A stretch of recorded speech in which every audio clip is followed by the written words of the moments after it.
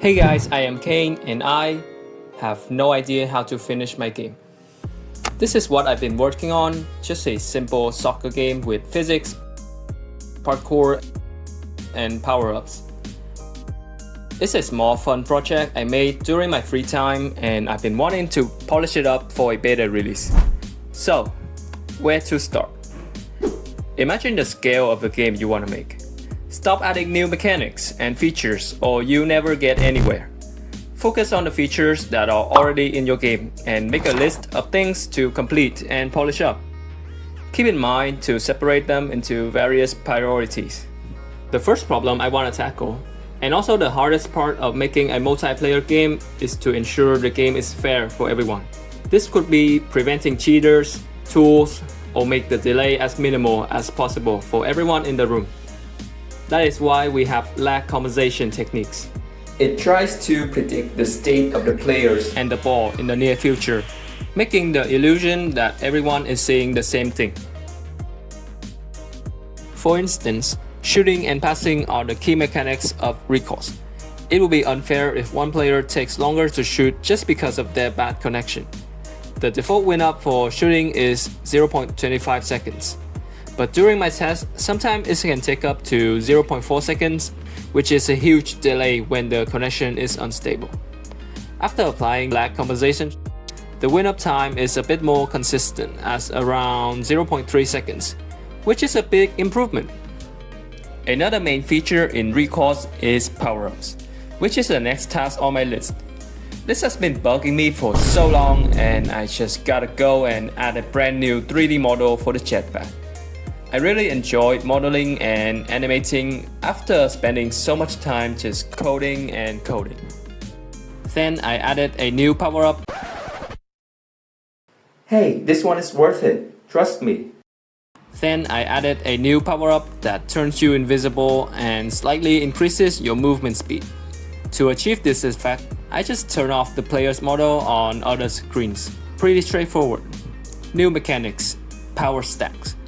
For the basic power-ups such as speed, jump, and strength boost, you can stack up its effect by collecting power-ups of the same type within a short duration. It can make you go really fast or jump really high. Although I was wondering, would you rather this stacking effect or using a number to indicate how many stacks you've got? Let me know in the comments. Next up is parkour. My game consists of simple actions like running, jumping, flying, climbing.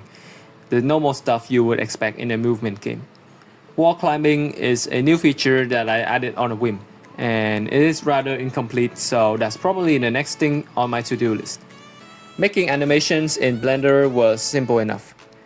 Inserting them into the gameplay while keeping everything smooth and well-timed was a nightmare. Somehow I even broke the code itself during the process. This result alone took me 2 hours to get right.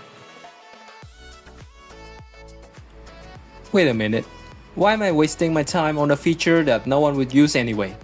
Why would anyone care about climbing a wall in a game that's all about ball control and hasty movements? These walls aren't even big enough to climb on anyway.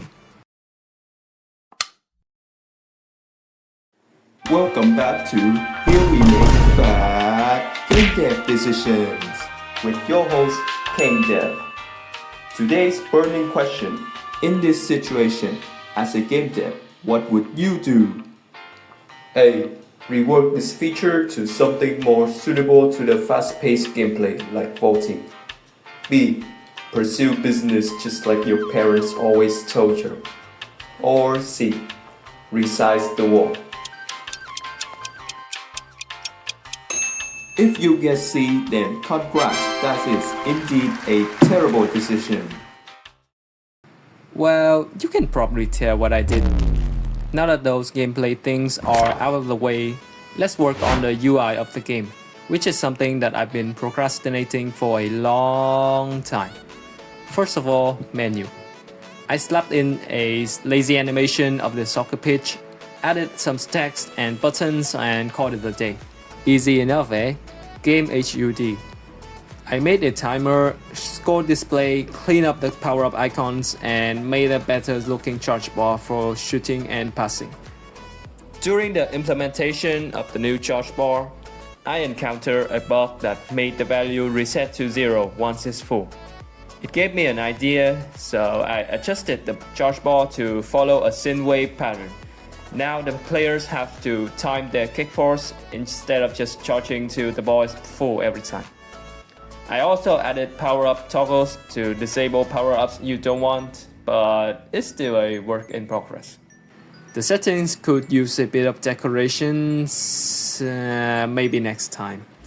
So, in conclusion, did I finish my game? Nope, definitely not. Not even close, honestly.